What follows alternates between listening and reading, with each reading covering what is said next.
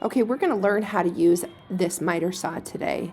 And while this is a DEWALT miter saw, there's many other brands out there, and I think they all work relatively the same way.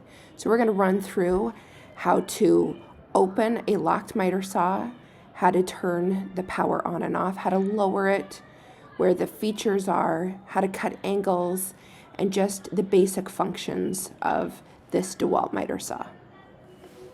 Okay, to open the miter saw, there is a metal pin right here. You're going to push this down and you're going to pull this out. And that will release the miter saw blade. Okay, this button right here, this is going to be your power button. That will get your blade spinning. Until when you pull this down, this safety guard lifts up. As I squeeze the power button and I pull the blade down, you can then make your cut.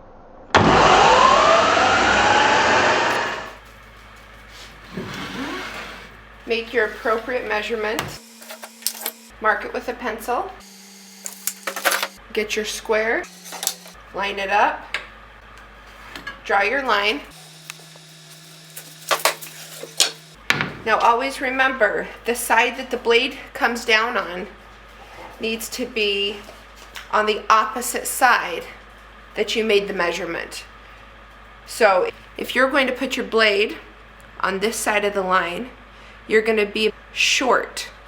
So you always want to make sure your cut is on this side of your line or the opposite side that you want the length of your piece to be. Line it up.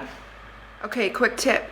When you're starting your saw, do not ever start your saw down on the wood. It will kick back, could catch, cause lots of damage. So when you are making your cuts for wood, sometimes you'll see pieces of wood butt jointed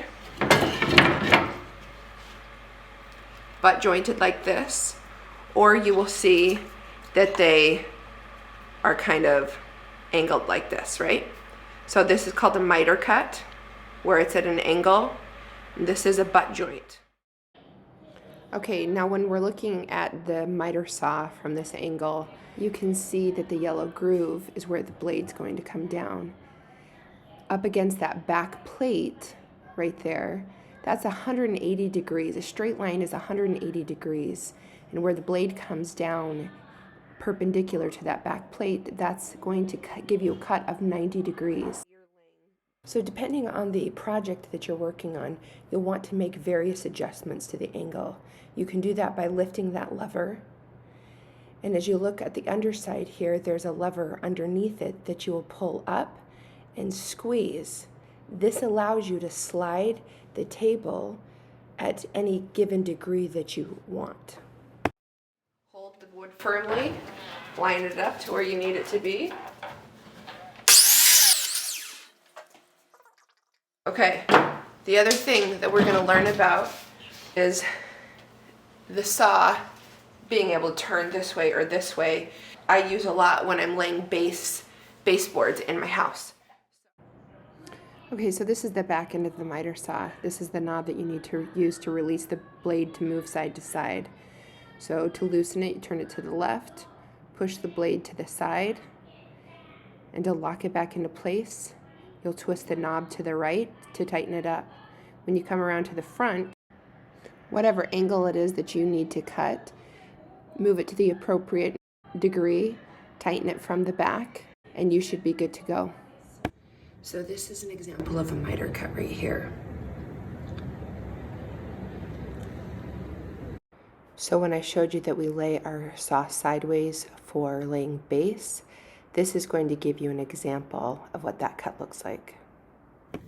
This is another example of a miter cut. So when you lay trim, you can butt joint, or you can do miter cuts. So this is just the work that I did in my home. If you see right here, this is actually a butt joint right here. And then this is the miter. Okay, that wraps up our brief overview of the miter saw. If you like what you see, don't forget to subscribe.